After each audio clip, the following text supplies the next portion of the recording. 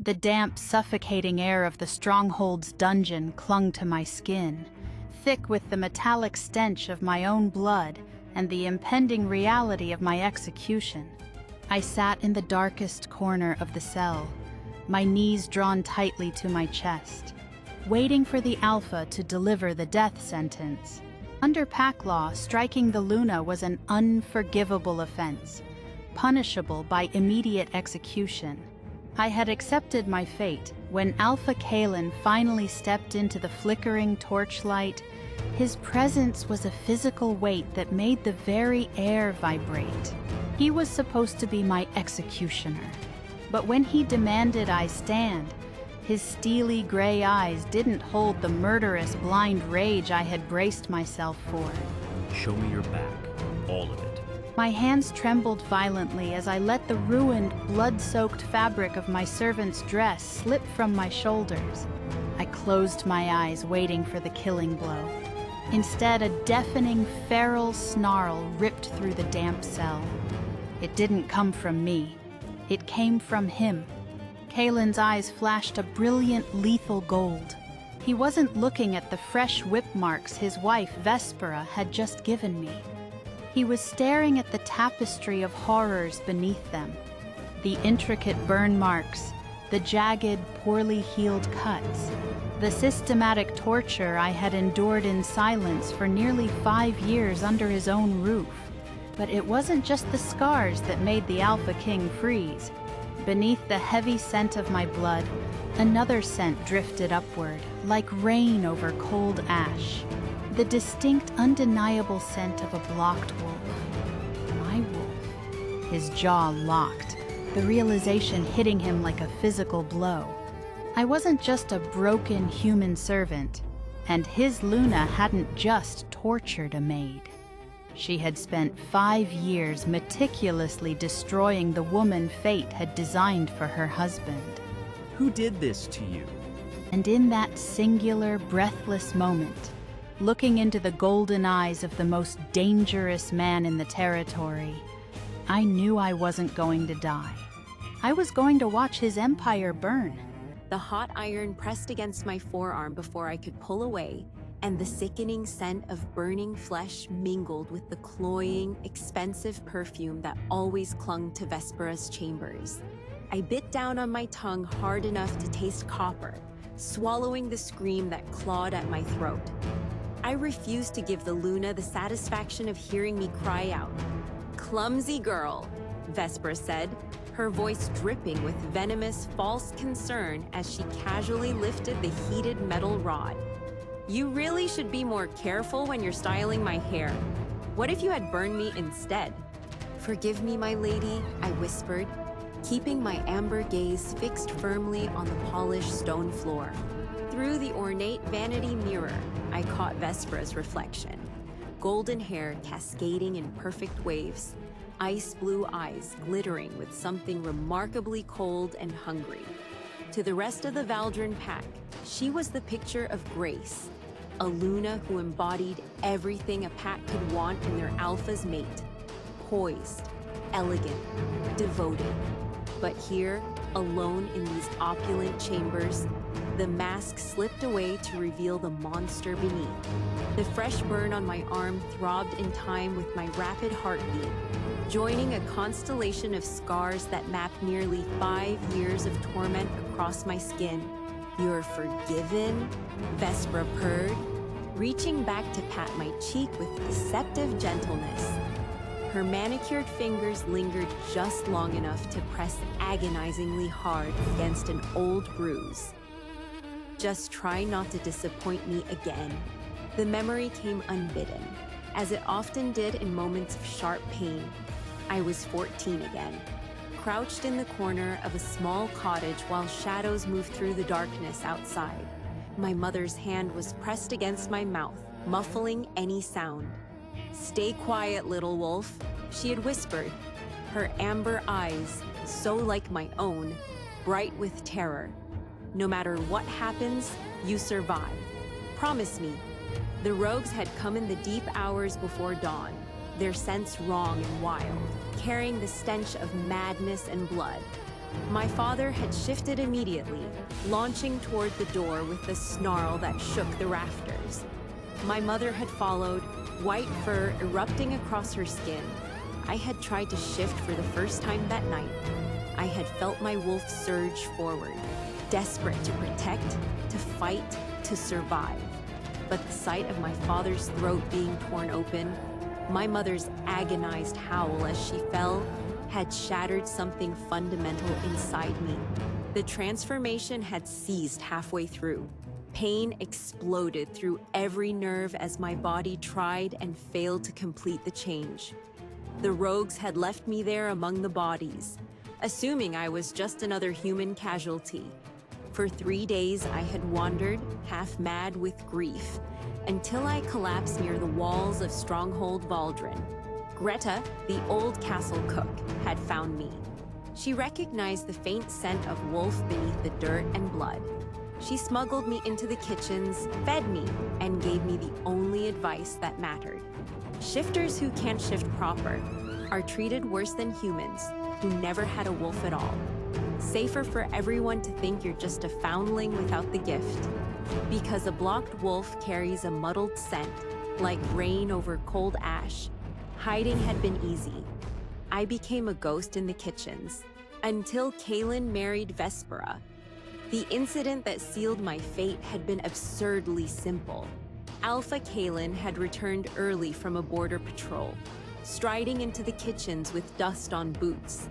His gray eyes had swept the room, and for 3 seconds, just 3, his gaze had landed on me as I bent over a cutting board.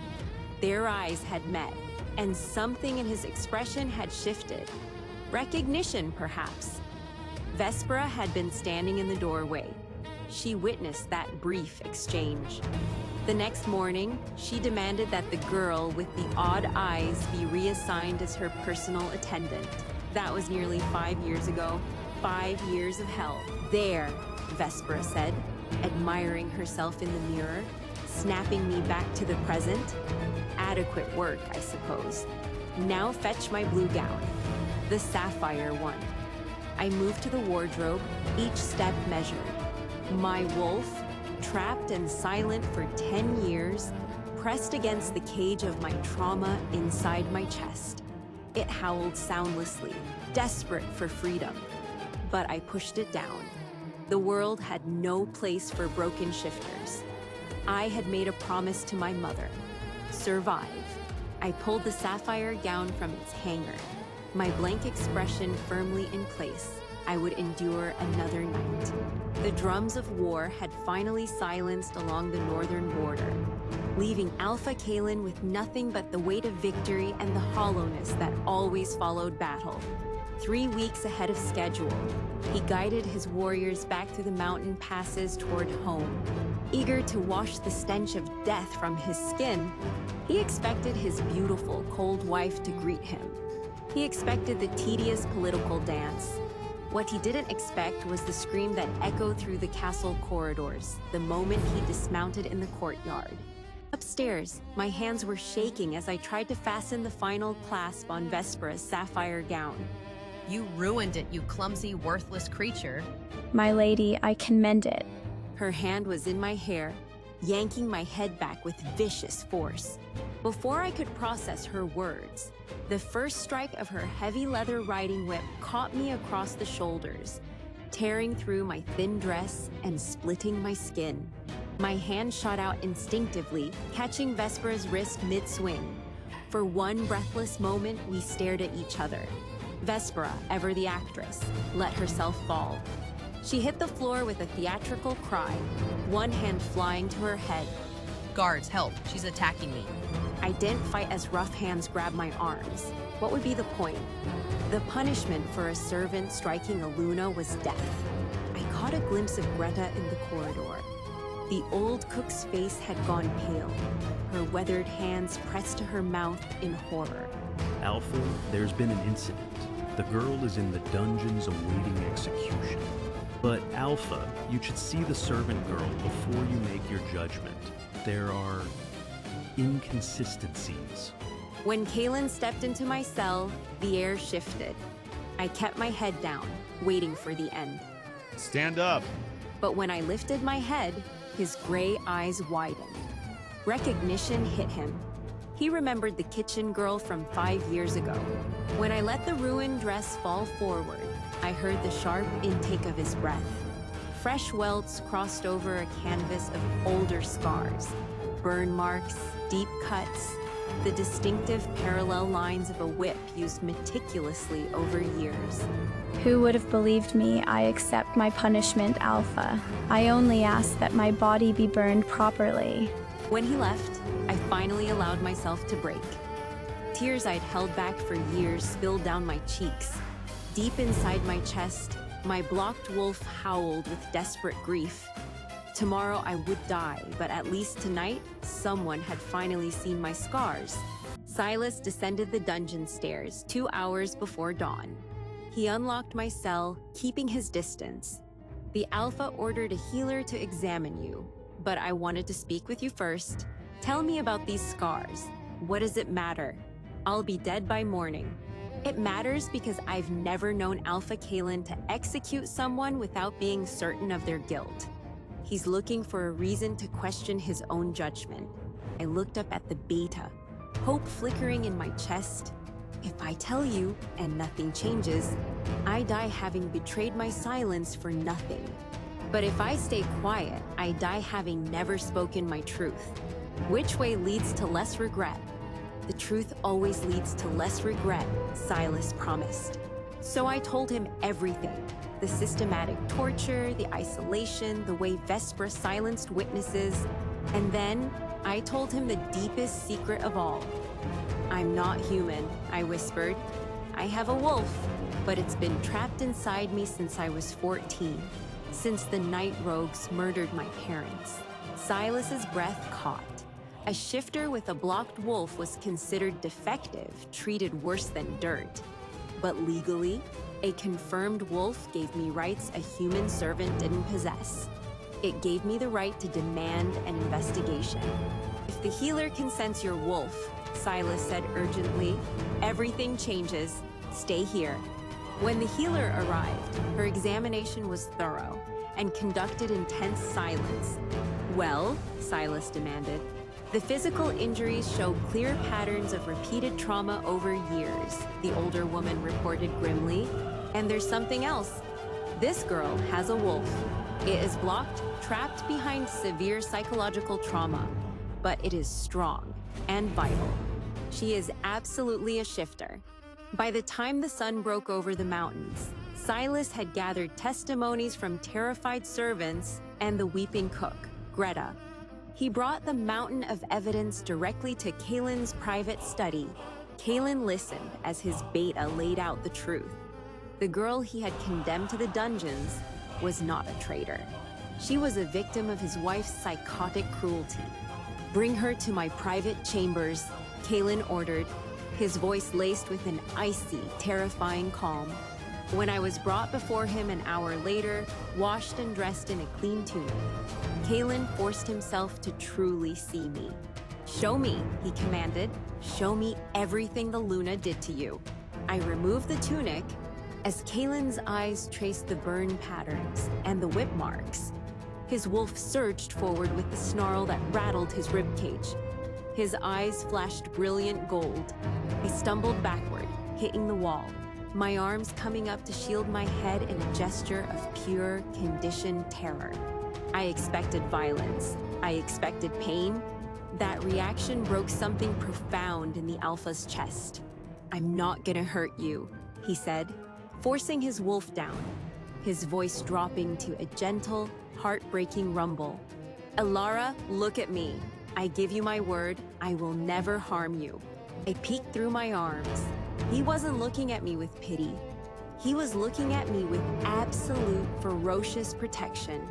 Tell me everything, he said softly, and this time, I'll listen. I told him the entire story, from the rogues who murdered my parents to my failed shift, to Greta hiding me, to the fateful day Vespera saw him look at me in the kitchens. She tortured you for 5 years. Because I looked at you for 3 seconds, you were never a threat to her. I barely remembered you existed.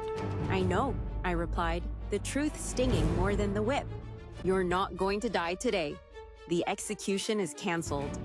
You're being placed under protective custody in the East Wing while I investigate these claims fully. But the Luna is going to answer some very difficult questions.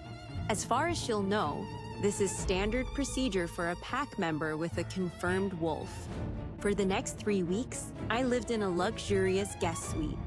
Kaelen posted his most loyal guards at my door. He visited me every single day. Officially, he was checking on my recovery. Unofficially, the magnetic pull between us was becoming impossible to ignore. He brought the healer to work with me, trying to coax my wolf past its trauma. I would try to shift, only to end up sobbing on the floor as the pain overwhelmed me. Kaelen would drop to his knees, pulling me into his broad chest, holding me until the trembling stopped. "I can't," I cried one afternoon. "The damage is permanent." "You'll get there," he murmured into my hair. "I have faith in you." The breakthrough in our relationship came during a severe thunderstorm. Lightning illuminated my quarters, and the booming thunder transported me straight back to the night my parents died. I curled into a ball on the floor, hyperventilating, lost in the flashback. Kaelen burst through the door, responding to an instinct he couldn't name. "Elara, you're safe. You're here with me." He pulled me against his chest, rocking me gently. He talked for hours, telling me stories of his childhood, keeping me grounded in the present. When the storm finally passed and dawn broke, I was still wrapped in his arms. "You stayed all night," I whispered. "You needed me too," he replied. "You're someone I care about. Mirsten is probably wise." Before he could close the distance between us, Silas knocked urgently on the door. "Alpha, we have a problem. Vespera's spy was caught questioning the guards. She knows you've been spending hours in here." Ice flooded Kaelen's veins. If Vespera knew the investigation was closing in, she would strike. "Schedule a public council meeting for tonight," Kaelen ordered. "In the Great Hall. I want witnesses to everything." The Great Hall was packed with every prominent member of the territory. I remained safely in my quarters under strict guard. Vespera made her entrance, pretending to be the gentle Luna. "My lords, my ladies, we gather tonight to address important matters regarding pack law." He gestured to Silas, who stepped forward with a stack of documents.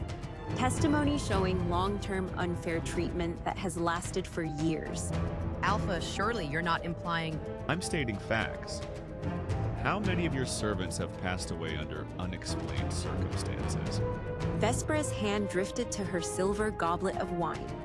Drink. If you are blameless, you have nothing to fear from wine you prepared yourself.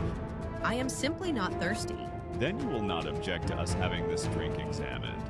You planned this. How dare you judge me? I am the Luna. That servant deserved the consequences. Only 3 seconds, Kaelen. You looked at her and I saw the connection. So I made sure she could never threaten my position. In that moment, the large oak doors swung wide open. Father, tell them this is not right. The Fairmont family cuts all ties with Vespera from this moment. We do not approve of her actions, and she is no longer part of our family. Vespera stood motionless, heartbroken by her father's choice. Ending our marriage because of lies and broken vows. Vespera was found guilty, stripped of all her titles, and asked to leave forever. Kaelen left at once. He walked straight to my quarters. It's all over. She told the truth. She is gone for good, Elara. She will never trouble you again. My knees felt weak, and Kaelen held me tight, pulling me close against his chest.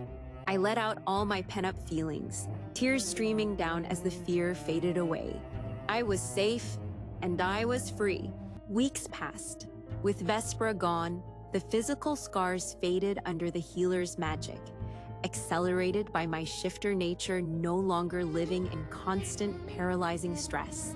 "Tell me about your parents," the healer prompted gently during a session. "Not how they died, how they lived." I remembered my mother singing old pack songs, her hands dusted with flour, smelling of pine needles. I remembered my father's deep, rumbling laugh as he taught me to track by scent in the forest. They loved you enough to die for you. Your wolf tried to emerge that night to protect them. Let it out, Elara. Let it be free. Something inside me fractured. Not painfully, but like a frozen river finally cracking under the spring sun. My wolf surged forward. My eyes blazed a brilliant amber gold. Claws extended from my fingertips, my bones reshaped seamlessly. For the first time in 10 years, I stood on 4 legs. I was a sleek, dark wolf with amber eyes. I was whole. Kaelen approached me, nuzzling against my neck with the tenderness that made my heart swell. We were true mates. Kaelen pulled me into his arms, kissing me deeply, his soul deep certainty wrapping around me. My wolf unlocked a rare ability, the power to detect malicious intent. I woke at midnight, a violent prickling sensation crawling over my skin. I raced to Kaelen's chambers. Intruders, coming from the east side. They mean harm. Kaelen mobilized the warriors instantly. Because of my early warning, our warriors ambushed them effortlessly. The battle was brief and brutal. The girl they had dismissed as a broken servant had proven herself more valuable than anyone could have imagined. Respect replaced the pity. Under the full moon, Kaelen dropped to one knee. Elara, you are my true mate. Will you be my Luna? Tears of absolute joy spilled down my cheeks as I whispered, yes. His bite marked my throat, sealing the mating bond. We ran through the forest that night, 2 wolves moving as one in perfect, unbreakable harmony. 6 months later, the stronghold was completely transformed. I stood at the head of the council table, my dark hair in a practical braid, the silvered claiming mark on my neck gleaming proudly in the morning sun. I had overhauled the treatment of servants, ensuring better housing, regular meals, and mandatory health screenings to guarantee no one would ever suffer in the shadows as I had. The harvest reports show massive improvement. Elder Silas reported with a respectful bow. Your reforms have increased productivity significantly, Luna. After dismissing the council, I walked out to the training yards where Kaelen was sparring with the young warriors. Even now, the sight of him, all lethal grace and controlled power, made my breath catch. He met me halfway, his eyes warming. The healer sent word. She wanted to see you this afternoon. I smiled, resting my hand over my stomach. I'm pregnant, about 6 weeks. Kaelen froze, shock melting into profound wonder before he swept me into his arms, burying his face in my neck. Are you afraid? He whispered, knowing my history of trauma. Not anymore, I answered honestly, feeling the steady, fierce love of the Alpha holding me. That night, a woman arrived at our gates, fleeing an abusive Luna. She had heard rumors of our sanctuary. Kaelen and I exchanged a look. This was our legacy. We would be the safe haven for the broken, and the absolute reckoning for the cruel. Bring her in, feed her, and tell her she is safe, I ordered with the authority of a true queen. I looked up at the moon, feeling the strong heartbeat of my unborn child. The scars remain, but they no longer define me. They were the battle wounds of a girl who rose to conquer the light.